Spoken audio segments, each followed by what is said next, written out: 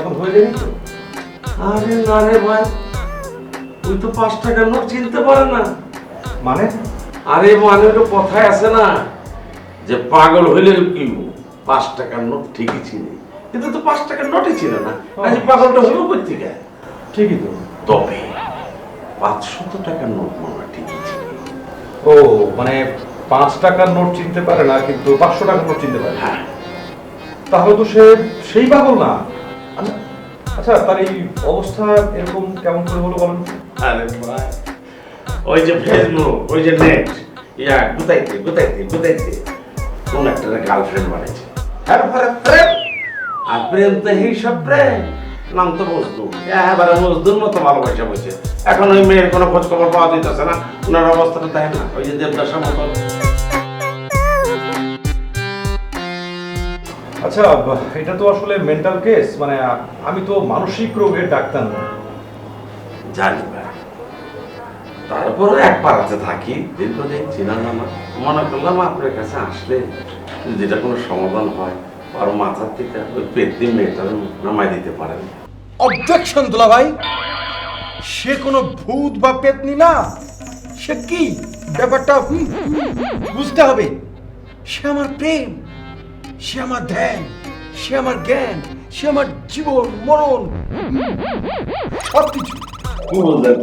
আচ্ছা, কবিতা লিখে নাকি? না, আগে একটু এই দোষ আসুন।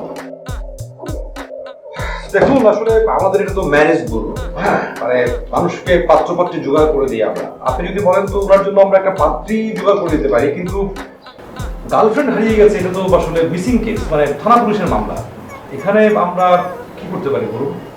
আচ্ছা ভাই, একটা কাম করুন যায় না, ওই যে তুলা রাশি দিয়ে পিতলের বাটি লইয়া নেটের মধ্যে একটা বাটি চালান দেওয়া যায় না, ওই যে যেই চালান দিলে তুলা রাশির লোক হইলে খেত বাতর ভাত খেত কোনো কিছু মানে না, ঠেলে গেলে যেতে থাকে, ওইভাবে যদি ওই ছেলেটারে খুঁজতে পাই করে দেওয়া যায়। এগেইন অবজেকশন আরে দূর।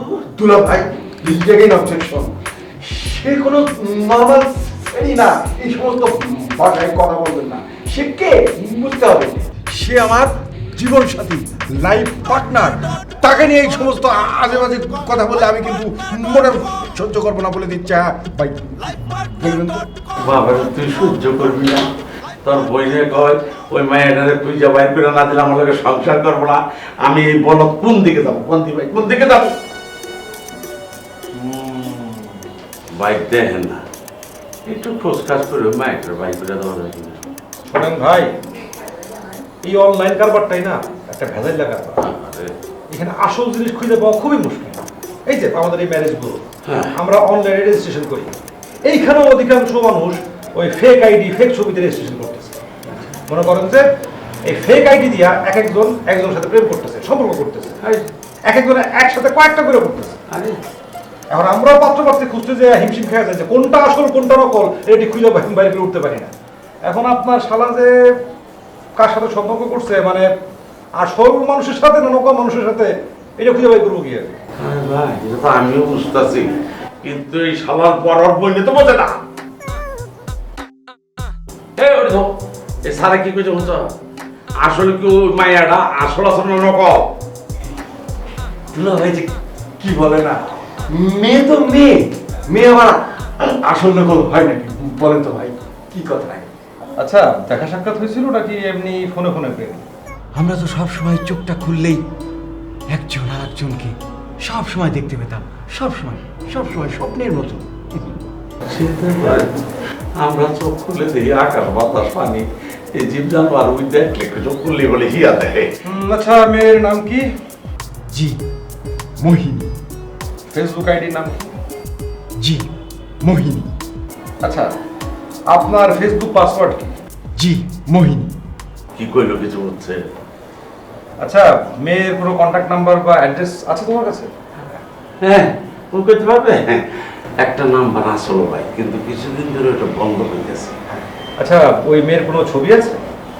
ওর মোবাইলে থাকতে পারে। এই মোহিনীর ছবিটা দেখা না, আমি আমার মোহিনীকে কাউকে দেব না। আরে ভাই, তোমার মোহিনীকে আমি চাচ্ছি না, তার একটা ছবি চাচ্ছি, ছবি যেন তাকে আমরা খুঁজে বের করতে পারি। তাই না? হ্যাঁ বুঝছো, তোমার মোহিনীকে আমি নিবো না। এই তোর সূত্রে লম্বা করে ফেল ভাই না বাবা, তুমি মায়ের ছবিটা দেখা হ্যাঁ চেষ্টা করলে তোর মেয়েটার বাইক করে দিতে পারবো। হ্যাঁ মহিনের বাইক করে দিতে পারবো। আপনি ছবি দেখান।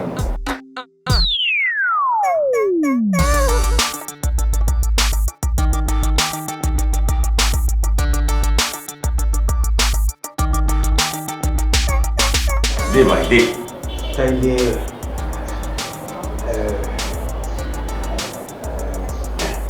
না আরে কিছু আচ্ছা আমি দেখি, দেখে আবার দিয়ে দিব, রাখবো না। রাখবো না রাখবো না, দেখে আবার দিয়ে দিব। দে দে দে দে দে।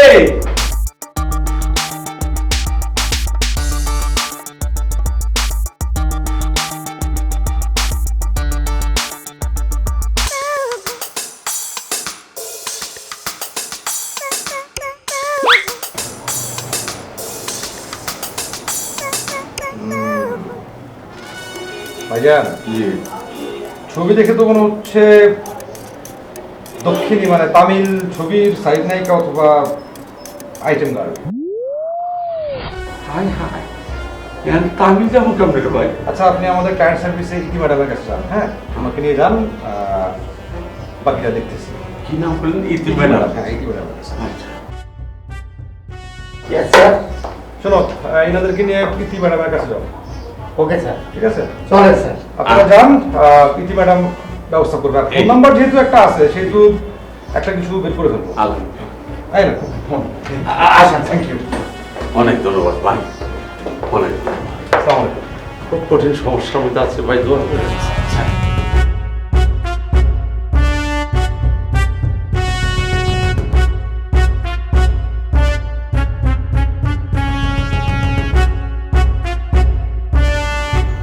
হ্যালো ইতি, জি স্যার। আপনার কাছে একটা ক্লায়েন্ট পাঠালাম, একটু দেখেন কি সমস্যা।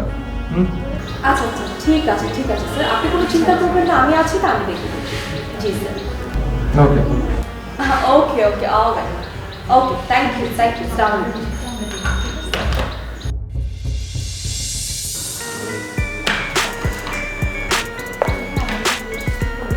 ম্যাডাম, স্যার এই স্যার আপনার কাছে পাঠাইছে, এনার কেসটা একটু হ্যান্ডলিং করুন।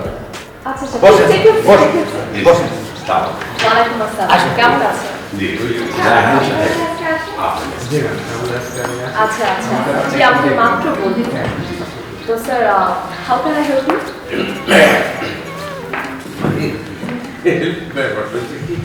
আমার শালা, হ্যাঁ এই শালা রে ওই হেই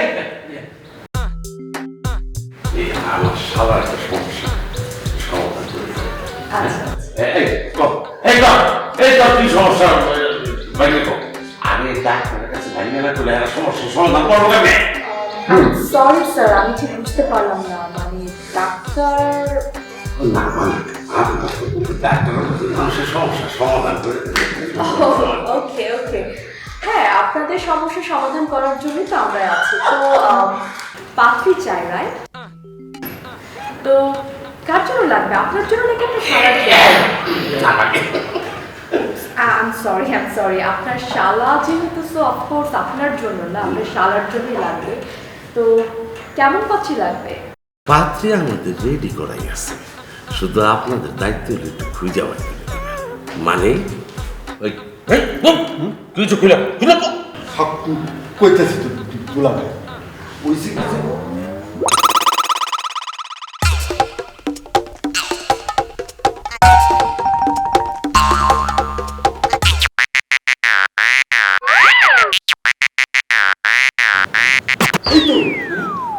এই তো আমার জান জান, এতদিন তুমি কই গেছিলা জান? Excuse me, who is your জান? এই তুই কার আরে সে তুইলে অফিসের একজন ম্যাডাম, সম্মানিত ম্যাডাম। না না দুলা ভাই, আপনি বুঝতে পারতেছেন না, এই হইছে সেই মোহিনী, এই হইছে আমার সেই জান প্রাণ কইয়া।